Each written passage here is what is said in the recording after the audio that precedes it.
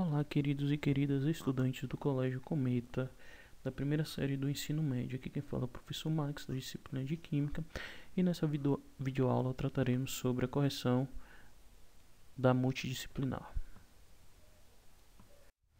Primeira questão é a questão da Universidade Federal Fluminense adaptada. Diz o seguinte: as fases físicas da substância abaixo, quando expostas a uma temperatura de 30 graus Celsius, são, respectivamente. Para resolver essa questão, vocês precisam analisar a temperatura de fusão, onde ocorre a mudança de fase sólida para a fase líquida, e o ponto de ebulição, onde ocorre a mudança da fase líquida para a fase gasosa. E a partir disso, comparado com a temperatura dada na questão, é identificar em qual fase esses materiais vão se encontrar. Então, o mercúrio tem ponto de fusão, menos 38,87 graus Celsius. Então, abaixo desse valor, o mercúrio é encontrado na fase sólida. Acima desse valor, até 356,9, o mercúrio é encontrado na fase líquida. E acima de 356,9, na fase gasosa. Então, 30 graus Celsius está entre o ponto de fusão e o ponto de ebulição. Logo, o mercúrio ele se encontra na fase líquida. Amônia, abaixo de menos 77,7 na fase sólida, acima até menos 34,4 está na fase líquida e acima de menos 34,4 está na fase gasosa. Então, 30 graus Celsius é um valor que se encontra acima de menos 33,4. Então, a amônia, 30 graus Celsius, ela vai ser encontrada na fase gasosa. Benzeno, 5,5 é seu ponto de fusão. Abaixo desse valor, fase sólida. Acima até 80,1 fase líquida e acima de 80,1 fase gasosa. Então, 30 graus Celsius está entre 5,5 e 80,1 graus Celsius. Logo, o benzeno é encontrado na fase líquida.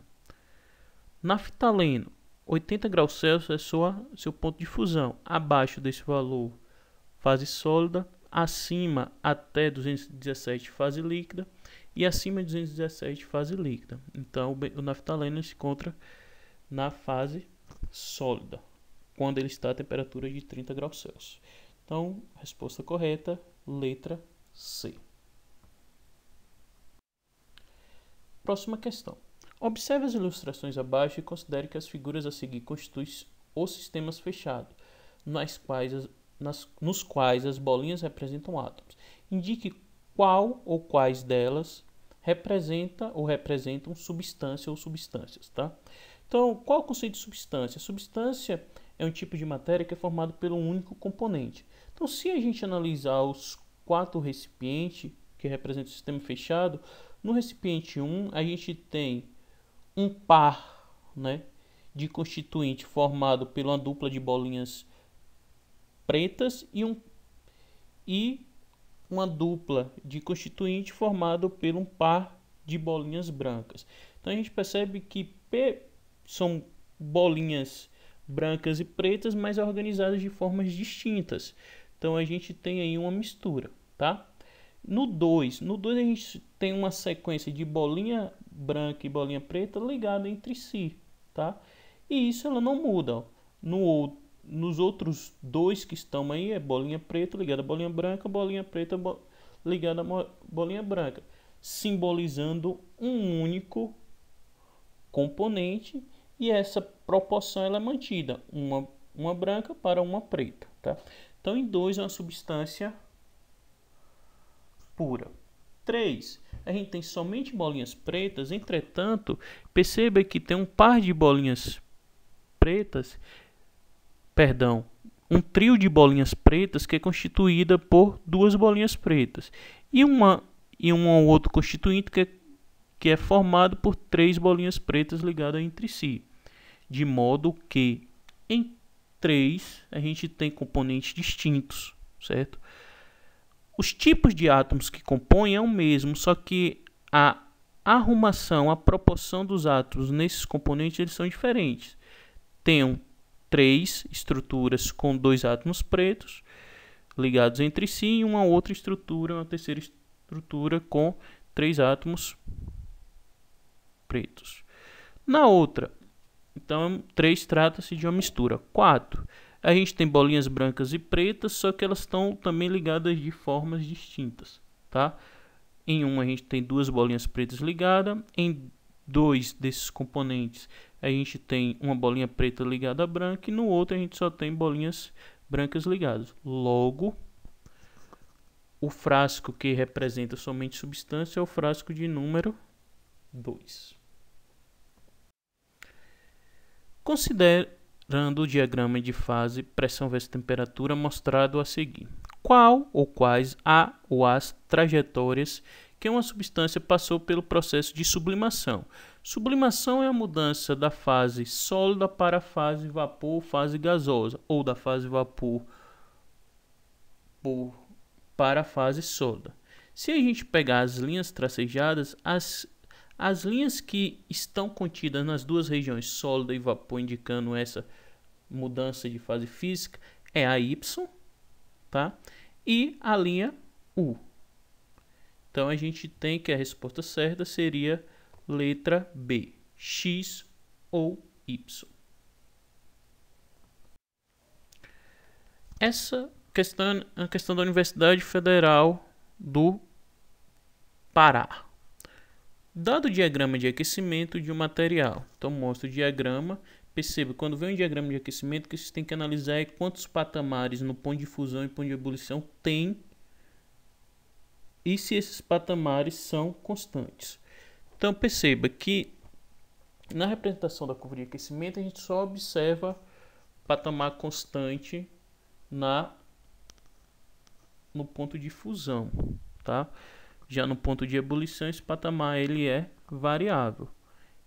Isso já é indicativo que essa curva de aquecimento é de uma mistura, tá? Porque misturas, quando a gente analisa a curva de aquecimento, ela não tem simultaneamente ponto de fusão e ponto de ebulição constantes. Ou somente ponto de fusão constante, ou somente ponto de ebulição constante, ou nem ponto de fusão nem ponto de ebulição constante. Fazendo essa análise, a gente observa que, dentre as alternativas dadas, certo? Vamos analisar.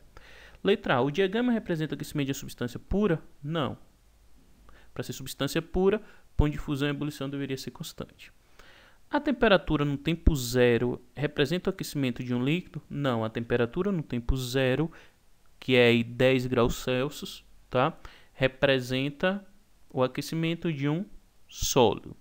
210 graus Celsius é a temperatura de fusão do material? Não.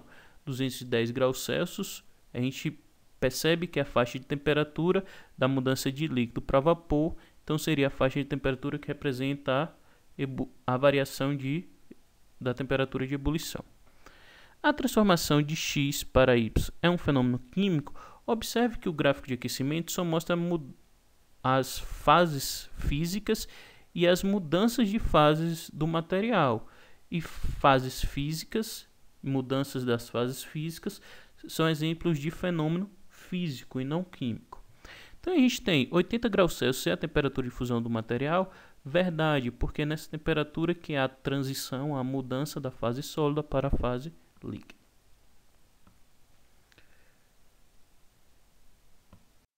Próximo. Seja os seguintes fenômenos: fusão do gelo, sublimação do iodo, digestão dos alimentos, queima de madeira. Fusão de gelo é mudança de fase física. Sublimação do iodo, sublimação também é um tipo de mudança de fase física.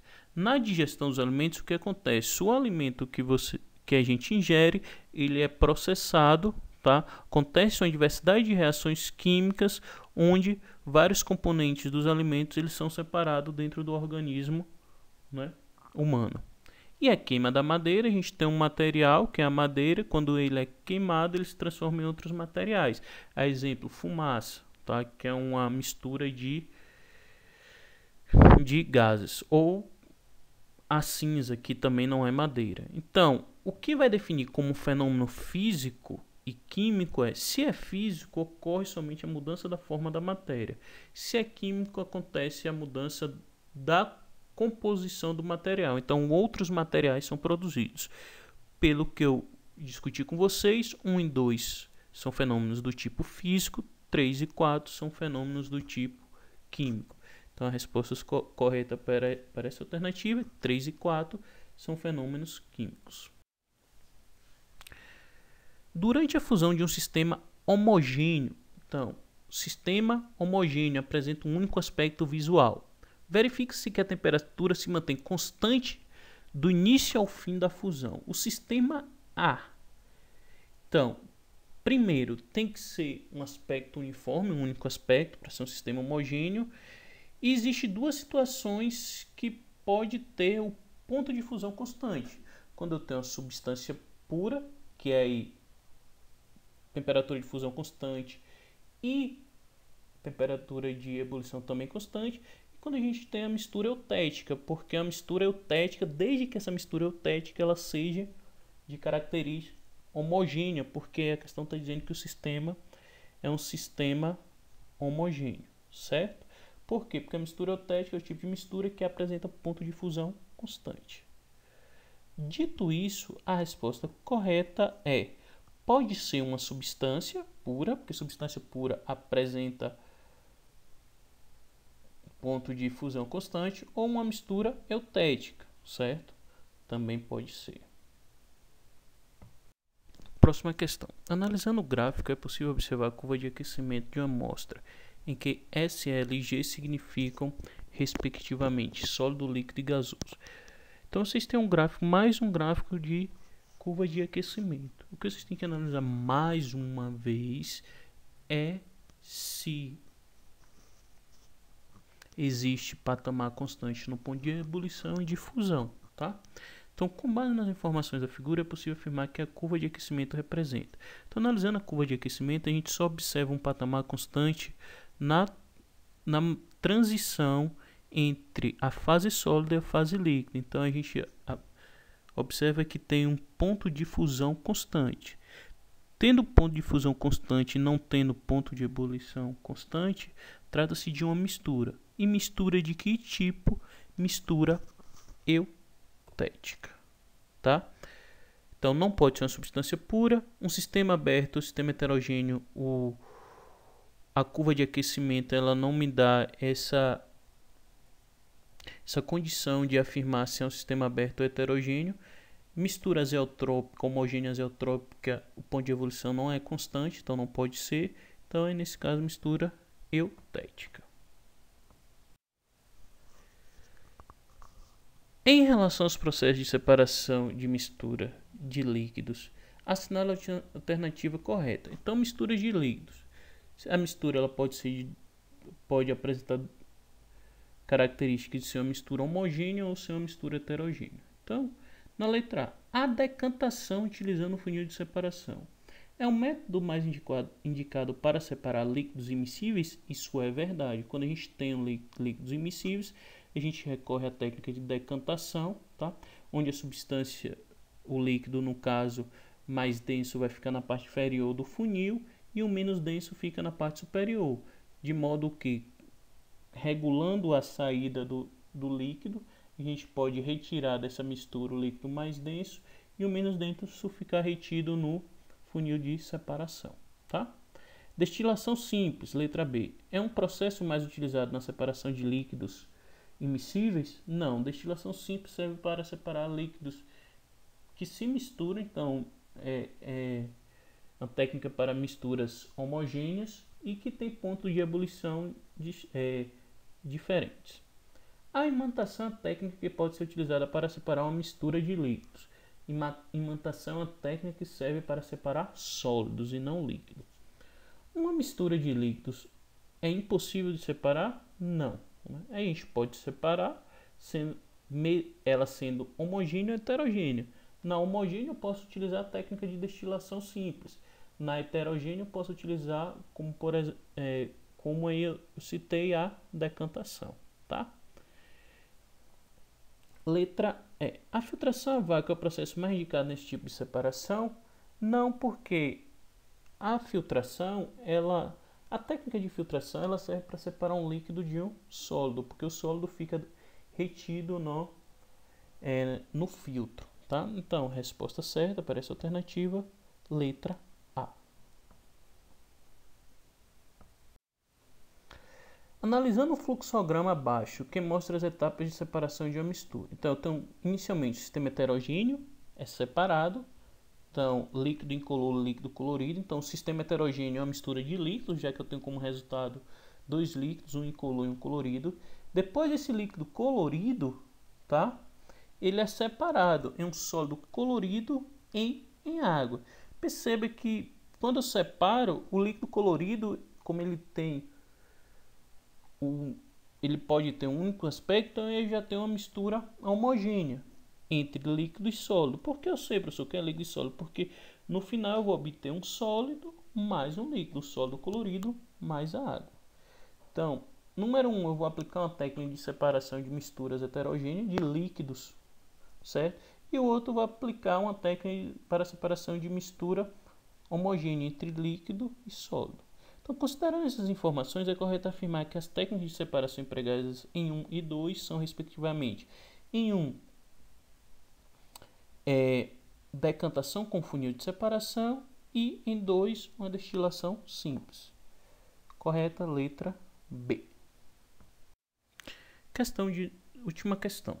Analisando o ponto de ebulição dos componentes de cada mistura e considerando o vapor obtido pela destilação simples das soluções 1, 2 e 3. Então, na destilação simples, certo? Quem vai formar o vapor primeiro é quem tem menor ponto de ebulição na mistura, certo?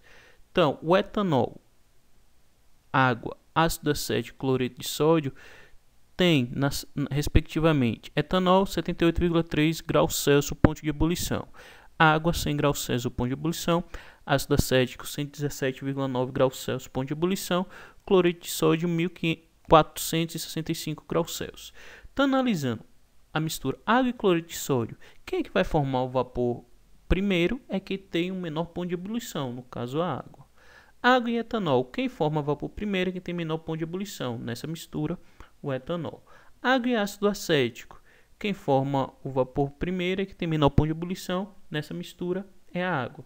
Então, em que caso o vapor é constituído de água pura? Então, o vapor constituído de água pura vai ser naquela situação onde a água ela evapora primeiro em detrimento do outro componente da mistura, que é a situação de número 1 e 3.